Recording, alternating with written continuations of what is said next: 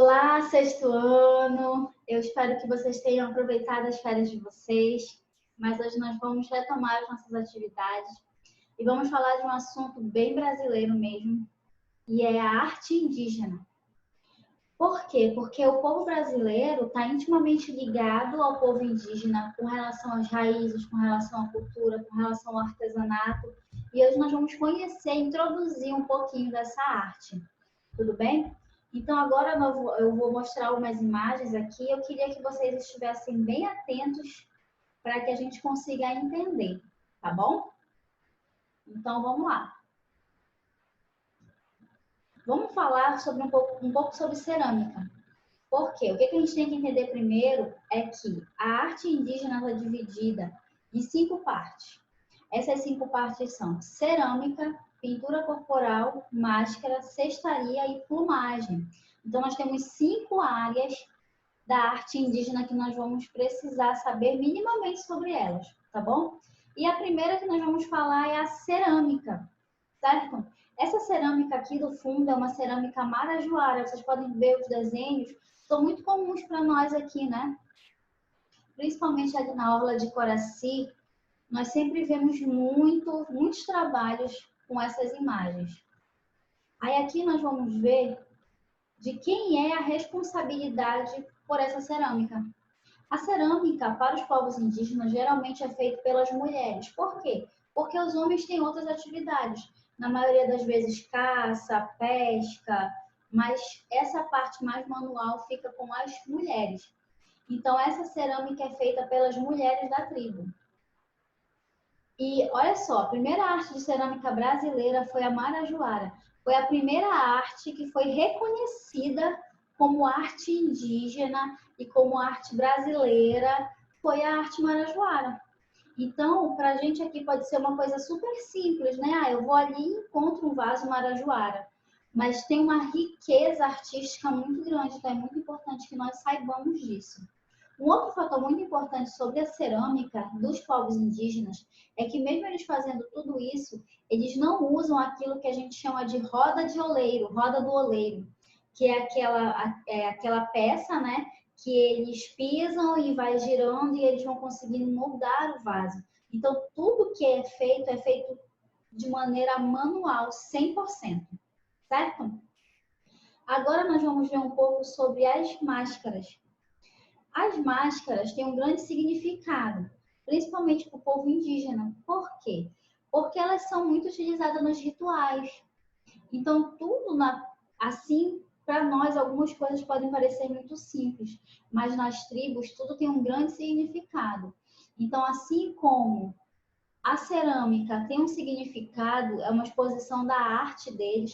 E em algumas tribos já é vendido isso. Por exemplo, tribos locais que têm mais acesso à civilização, eles vendem isso para os turistas, esse trabalho manual deles. E as máscaras já são aquela parte mais religiosa mesmo, mais ritualística do povo indígena. As máscaras são produzidas de cascas de árvores e palha e utilizadas em cerimoniais. Esses cerimoniais incluem tudo, todos os tipos de cerimoniais. Nascimentos, casamentos, funerais, ritos de passagem de uma fase para outra. Geralmente os indígenas têm essa fase, né? Quando o menino se torna um homem, quando a menina se torna mulher. Então, tudo isso envolve um ritual e as máscaras estão sempre muito envolvidas nesse processo. É muito importante que a gente diferencie a questão das máscaras dos índios brasileiros. Para eles aqui é casca de árvore e palha. Dificilmente no Brasil nós vamos encontrar uma tribo que utilize, por exemplo, cerâmica nas máscaras. A maioria delas é feita de madeira, desse material um pouco mais prático para eles, tá bom? Cada máscara representa uma entidade indígena. Os indígenas acreditam que cada máscara feita representa essa entidade. Então, em todos os rituais, eles dançam e cantam para alegrar essas divindades, essas entidades indígenas.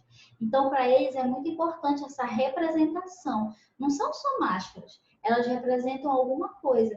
É por isso que elas são, a maioria das vezes, utilizadas em rituais, Por quê? Porque cada ritual específico tem uma entidade específica e simboliza um momento especial desse povo, certo? Atrelado às máscaras, nós temos a pintura corporal, que eu acho que é a marca que nós mais conhecemos dos povos indígenas, né? São as pinturas corporais. E a pintura corporal, para os indígenas, ela mostra uma coisa que para nós seria o significado da tatuagem, por exemplo. Todo mundo que faz uma tatuagem, ela está expressando algum sentimento que você tem. Ela está expressando uma recordação, ou ela está expressando a saudade de alguém, ou a homenagem que você fez para alguém. E para os povos indígenas, a pintura corporal significa isso também. Então, existem pinturas diferentes para cada estado de espírito que o índio sente. Então, tem a pintura de guerra, tem a pintura de caça, tem a pintura para festas. São pinturas que são feitas por eles. E alguns amigos meus já tiveram a experiência de ir visitar essas tribos. E eles falaram que essa tinta que é usada, ela demora alguns dias para sair do corpo. E eles conseguem fazer isso sempre. Então, geralmente, a pintura é renovada. A menos que você queira realmente mudar, né, o significado. Que para aquele momento precisa de uma coisa diferente. Então, olha só, as tintas são feitas de frutos e plantas, principalmente o urucum e o jenipapo. O urucum é aquela sementinha vermelha que a gente até usa às vezes para substituir o coloral. E é o urucum que eles usam para pintar o rosto, para deixar tão avermelhado. Pode ver que a maioria dos fundos das pinturas tem esse fundo avermelhado. Então é o urucum que eles usam. A gente na escola brinca, né? De fazer com tinta guache, com pancake, com tinta de rosto. Mas para os índios tudo é orgânico. Então essas tintas são produzidas com elementos da natureza também. O jenipapo é que dá essa cor mais escura e mais resistente também.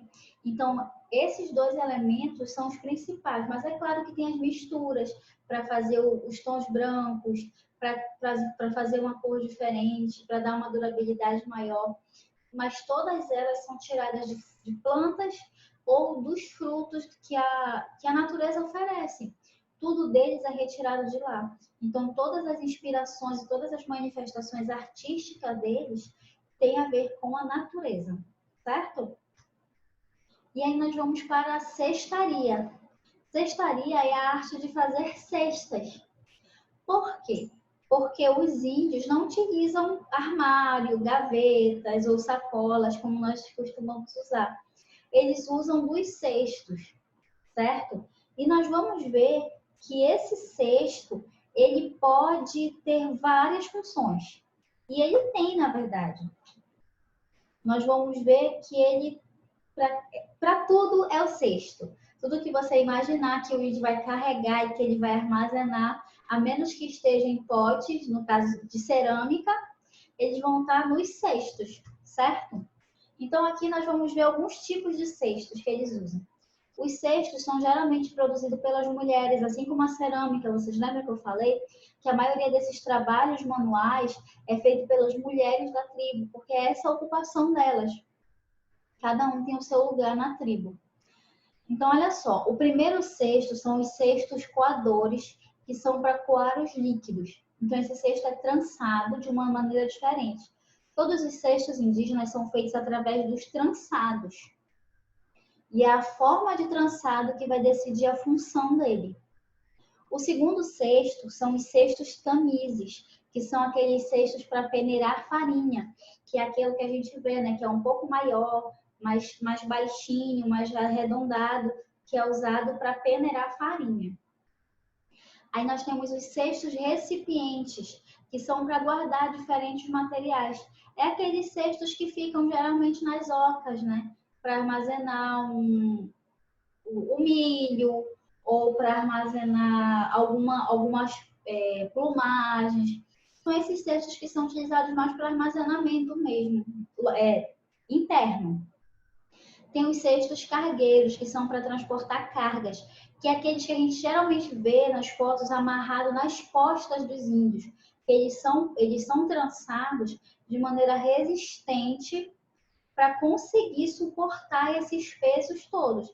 Imagina você, o índio, vindo da pesca, trazendo os peixes todos na mão. Isso não seria possível. Então, por isso, esse cesto é preparado para ser resistente, para ser forte e conseguir suportar o transporte das cargas. E aí nós vamos para a última parte, que é a arte plumária, que são geralmente aqueles adereços que eles usam, né, na cabeça, os brincos, as pulseiras, que às vezes chegam para a gente, né, através daqueles índios que vêm das tribos para vender nas praças, nesses outros lugares. E aí nós vamos entender todo o processo e o que isso significa, tá bom? Então, a primeira coisa que nós precisamos entender é que essa plumagem é um símbolo de status social. O que isso quer dizer? Você não vai ver qualquer índio com um grande cocar, porque é um trabalho minucioso, detalhado, e isso diz muito sobre o status social do índio. Geralmente, o índio comum, ele tem um cocar menor, ou um acessório para as mulheres, um brinco, ou uma pulseira, ou um colar, alguma coisa do tipo. E aí, os caciques, claro, tem aquela plumagem maior, né, mais longa, principalmente nos rituais e festas. Aí agora vamos ver o processo de produção. O primeiro processo é a caça. Eles vão caçar o animal que eles acham que precisam para fazer aquele tipo de plumagem. Depois vem o tingimento, porque nem todas as folhas têm a cor desejada. E lembrando que esse tingimento ainda é um processo natural, tá? Você não vai ver um índio usando corante, por exemplo, para tingir, a menos que seja um índio muito moderno. Mas originalmente eles vão utilizar de todos os meios da natureza. Vem o corte, porque as penas não vêm todas do mesmo tamanho, lógico. E a amarração que é feita. Então, todo esse processo não tem colagem, ela é toda amarrada. Todo esse cocar é feito com amarração, tá bom? Então, agora nós vamos discutir um pouco acerca de tudo isso. Então, o que acontece? Quando você pensa no povo indígena, você tem que lembrar da arte indígena, você tem que lembrar de todos esses pontos. E cada ponto dele está ligado. Então, a cultura indígena é muito rica. Então, se vocês quiserem pesquisar mais a fundo ou escolher uma tribo que vocês gostariam de saber mais, vocês podem falar comigo pelo chat, tudo bem? Eu espero que vocês tenham gostado da nossa aula de hoje e eu aguardo as dúvidas de vocês.